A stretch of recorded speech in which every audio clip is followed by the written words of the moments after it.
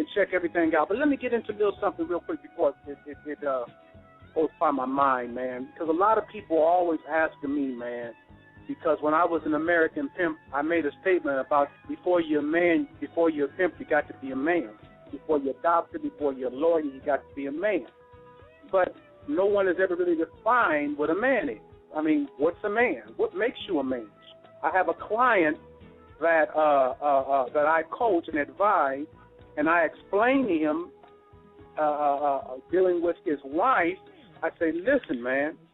I said, and I learned this from the game. Everything breaks down to value. Now, I want you cats to really listen to what I'm saying. Get your pens out. Get your paper out. I'm not being funny. I'm not being facetious. I want you to write this stuff down because it's going to sound good, and you're going to say, oh, man, that sounds good, but write it down if you want to utilize it for your life. Everything breaks down to value. Give you a perfect illustration. Say you got an average girl and an average guy in America, and they have a relationship, boyfriend and girlfriend. In that average relationship, the girl feels that she's more valuable than her boyfriend. You can ask that girl, hey, would you allow your boyfriend to be with another girl while he's with you? Would you allow him to have another girl? She might cuss you out. Heck no, I won't. And get angry and frustrated with you even asking her that question. But ask her a different question. Ask her a question like this. Ask her, if you had an opportunity to see your favorite movie star, your favorite rock and roll singer, if you had an opportunity to be with your favorite actor, even though they're married, would you be with them? And if they was honest, they'd be like, girl, yes, or yes, I would. Well, the question is, why would you be with your favorite actor, your favorite sports figure, and your favorite singer, and he had another girlfriend or a wife, but you wouldn't let your boyfriend have another girl? Why would you do that? You know the reason, Tweet? What's that, sir? The reason is because she feels like the movie star, the actor, the singer is more valuable than her. So when you see something that's more valuable than you and you feel like it's more valuable, then you're willing to accept more from it. There's a parallel line from what I'm telling you to the Bible. See, in the Old Testament, they had multiple wives. And there was never, and I'm not promoting this to nobody, I'm just breaking down something about value, right? I'm making a correlation between the Old Testament, between pimps, and between value. In the Old Testament, there was never an argument about how many wives a man had. There was only argument about how many children one of the wives had. If one of the wives got more children than the other wife, there'd be an argument. But there was never a problem about how many wives a man had. Well, why is that? Why in the Old Testament was there no argument? Because back in those days, the value of a male child or the male was 10 times more valuable than a woman. A woman wouldn't even consider doing her duty until she birthed a man, her husband, a male child, because the value of a male child was so much higher. Therefore, the value of men was so much higher than the value of women. So because of that, women were just honored to be with a man, even if he had 5 or 6 wives, because his value was so great. So people ask me when I go lecture, how is it that these women will be with you and you got 8 women and they'll leave their boyfriend to be with you and you got other women? I said, because I feel value in myself. Well, how did you build value in myself? Well, the average man is taken over by a woman's sexuality. I'm not. In order to be successful in what I was doing, I had to minimize the power of her womb. I had to make her womb of no consequence to me. And when I made her womb of no consequence, automatically, she's like, well, who is it? Who do you think he is? Because she's used to slaying men with her womb. So when she recognized that didn't work with me, she's automatically interested in me.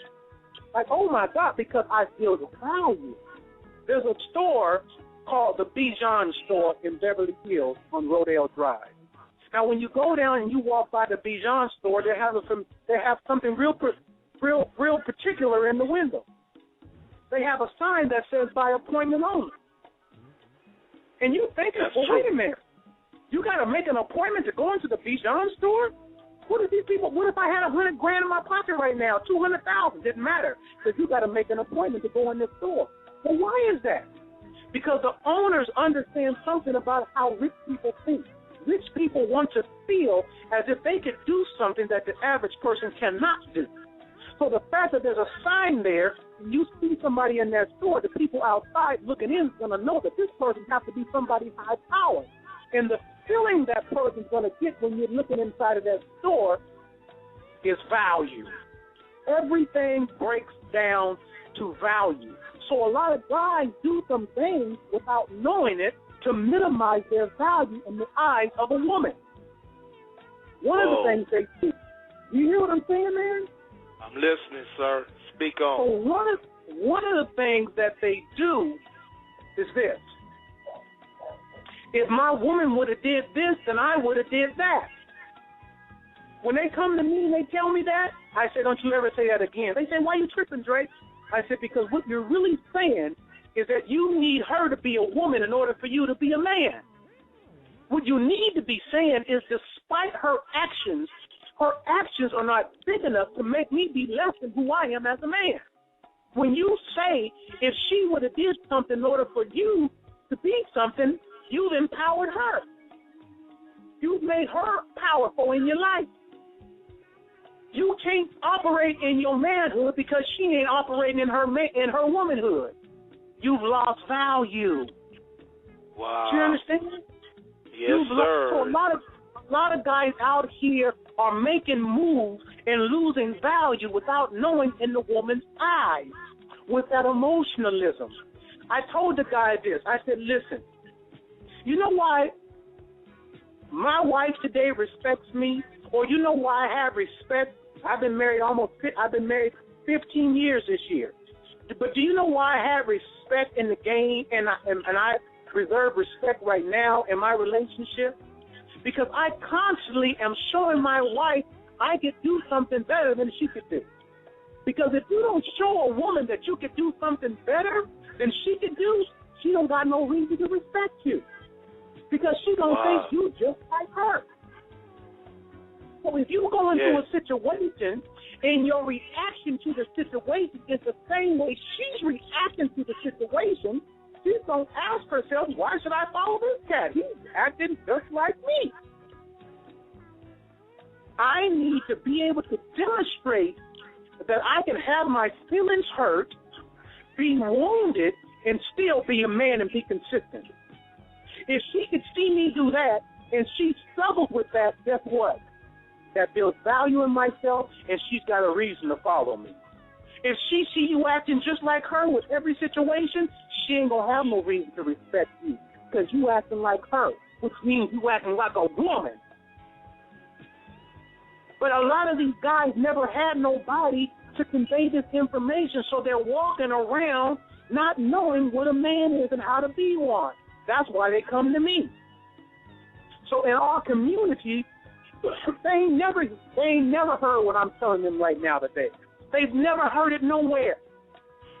But now that they've heard it, and I hope they've written everything that I said down, they will begin to apply it. And young cats or older cats, if you apply what I'm telling you every day of your life, you're going to see the tables turn in your life. But you cannot minimize yourself by acting like you're a woman. That's right. Because they will not respect you, as you said, and they won't follow you, as you said, and they won't listen to nothing that you say. So you are absolutely 100% right. Right. The value, Rick. Everything in life. Right? And a lot of things guys are doing without knowing, they're devaluing themselves in the eyes of their woman. They don't even realize what they're doing by some of the moves that they're making. Right? So now, what I was explaining to you that a woman will accept more from you if you're valuable to her. If you're not valuable to her, I'm not talking about accepting something that's going to hurt her in any capacity. I'm just saying that you've got to showcase the value of your manhood. The reason why I was successful in the game, the reason why I was able to have, multiple women at one time is because one thing I wasn't allowed. See, when you lie to a woman, you minimize your manhood. What you're saying is that you have to creep and yield in order to have this woman. I was the contrary. I let her know up front, this is what I'm about, and the reason why I'm telling you this is what I'm about because I want to give you the opportunity to decide if you want to continue with me or not. That's value. So the woman, if she continues with you, down the line, she can't say, you're a liar, you're sneaky, and she can't have no complaints. Amen. Because it's up front from the beginning. But the problem with these cats is that they lie and they connive like sneaky little cats. That's right. And then they expect for the woman to have a good attitude. She shouldn't have a good attitude if you're representing yourself as a sneaky little bride. Right. Yeah, that's all. That's what we call false advertisements, right? That's what I'm saying.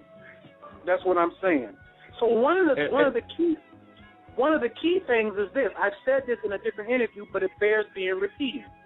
Say you have a lieutenant, and he's in the Army, right? And the lieutenant has some men underneath him in the battlefield.